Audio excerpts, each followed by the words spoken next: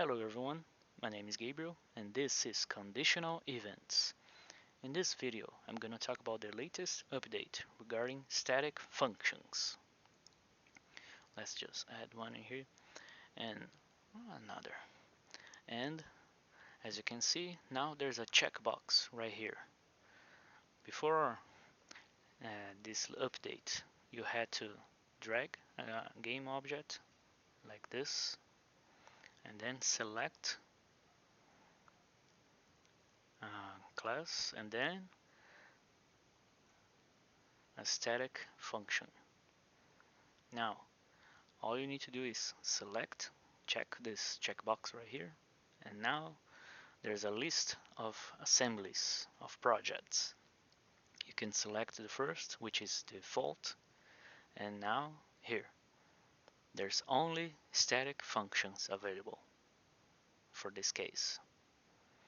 Let's see. Let's select another, like 5 greater or equals to 3. And let's say another. And in this case, there is no class available for the conditional events assembly because there isn't a class with a static function.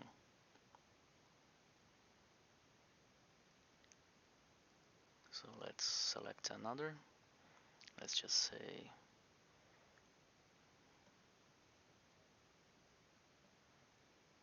here are some examples, but let's just select the first, which is assembly, and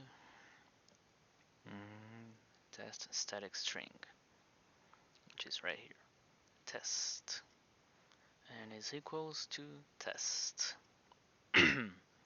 Let's just hit play, and if I hit this button right here, trigger events, there you go, get static int, and then the argument is 5, and test static string, the argument is test, string test, and the result is going to be true because I'm making this condition and this condition.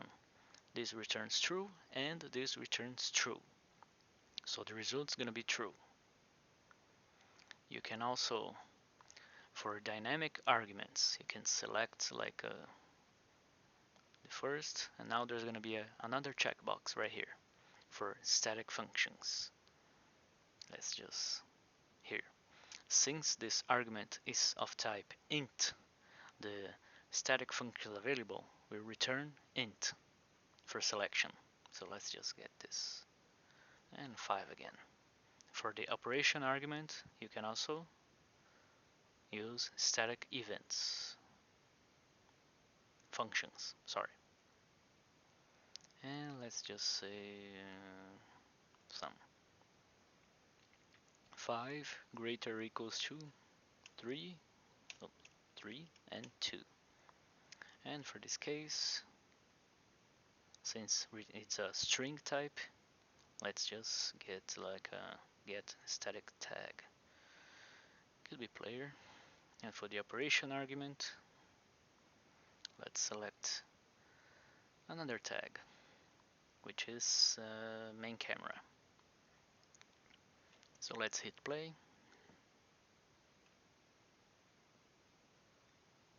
If I trigger these events, get static int, which is this first one right here on dynamic arguments, is 5. So grab the 5 argument and returns for this argument and trigger this function again, get static int with the value of 5. And then there's get static int sum, which is gonna be we're gonna add 3 and 2 equals 5 here. And there's get static tag player, and the result of this function is gonna go to this argument right here, which is type string, and invokes this function test static string with the tag player. And there's the get static tag here, the main camera. And the result's going to be false because it's going to be this condition returns true and this condition in this case is false because I'm making player equals to main camera, which is false. So true and false equals false. Let's just stop right here. For this assemblies to be available for choosing, there's going to be a settings, a JSON file called settings under conditional events directory.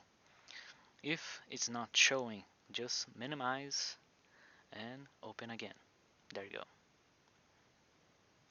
If I click twice, there you go. As you can see, there's the assembly, C#, conditional events, MS, corelib, and Unity Engine core module, which is right here. I could simply delete the last item, close it, and now it's not available anymore. I could add again, close it. Now it's available again. This file is generated automatically with the help of this class settings. It's under conditional events editor.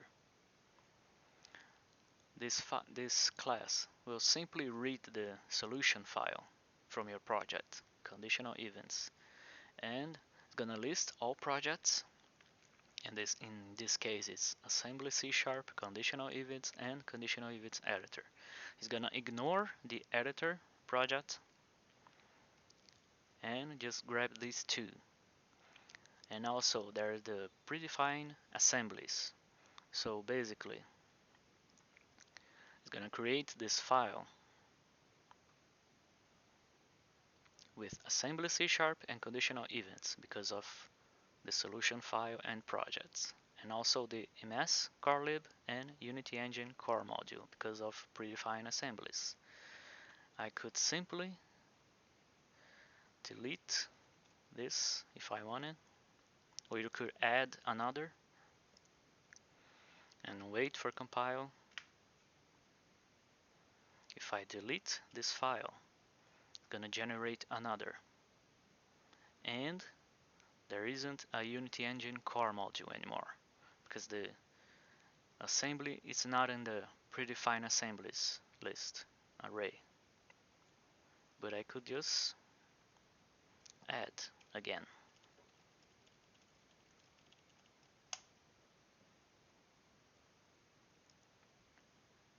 There you go. You could simply add other assemblies for your project. And that's pretty much it. I hope you liked it. Leave a like and a comment below. Cheers!